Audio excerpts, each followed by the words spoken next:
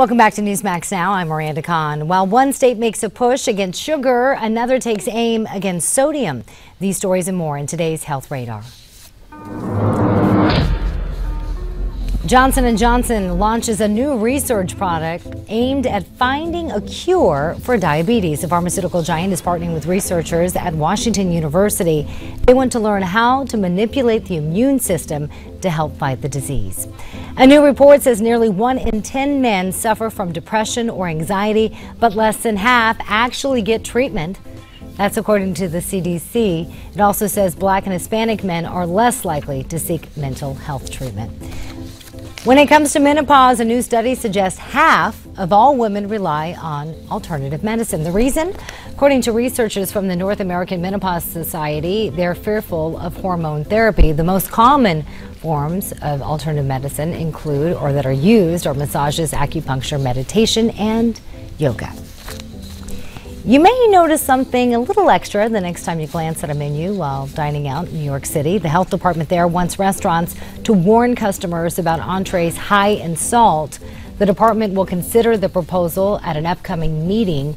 Officials say too much salt increases the risk of high blood pressure, which can lead to heart attacks.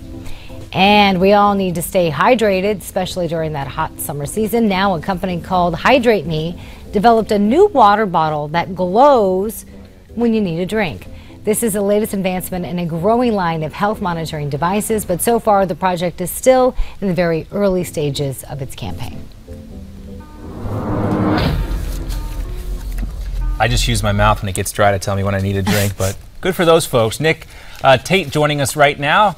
Nick is the Deputy Health Editor at NewsmaxHealth.com, and it's great to have you with us, Nick. Good to be with you, John Miranda. All right, I wanted to get your take on this story, Nick. I saw it yesterday, and I was a little alarmed here.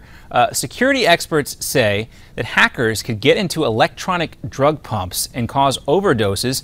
Is this one of the new perils associated here with digital medicine? Absolutely true. I mean, what Wired magazine is reporting is that 5 models of drug infusion pumps that are manufactured by Hospira, which is an Illinois-based company, can actually be hacked by computer users, and they could change the levels of the automated doses of these drugs. Now, these machines work with kind of medical libraries and medical menus that dictate what kinds of drugs and how much and how little should be used, and they're automated.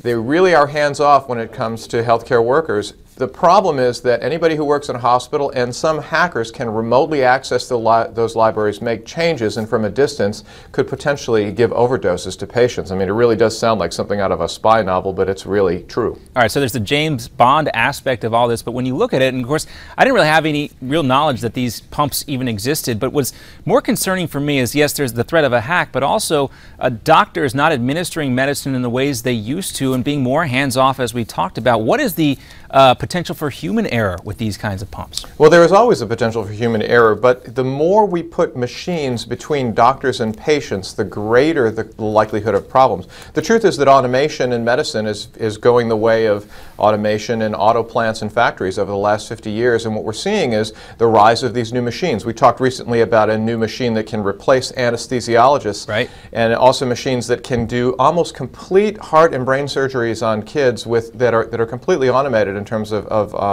anesthesia. I do think that there is promise in medical technology. The truth is I'm a big fan of it. It's what's helped us live longer than ever before, but we need to make sure that trained doctors are involved with patients, and the greater the distance between the patient and the doctor, it seems to me, the greater the problems, the likelihood of problems you can have. Yeah, it seems harder and harder to get face-to-face with the doctor, and that's why more Americans nowadays are dealing with nurses and nurse practitioners more often too, right? That's true. I mean, costs are, you know, the almighty dollar is really driving the forces here. Machines are cheaper.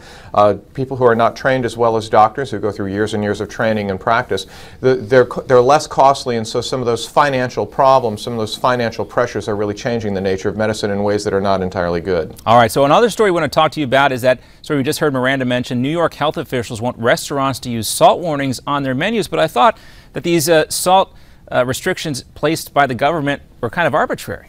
Well, what's interesting is this law is being enacted just as the research is showing the opposite is true.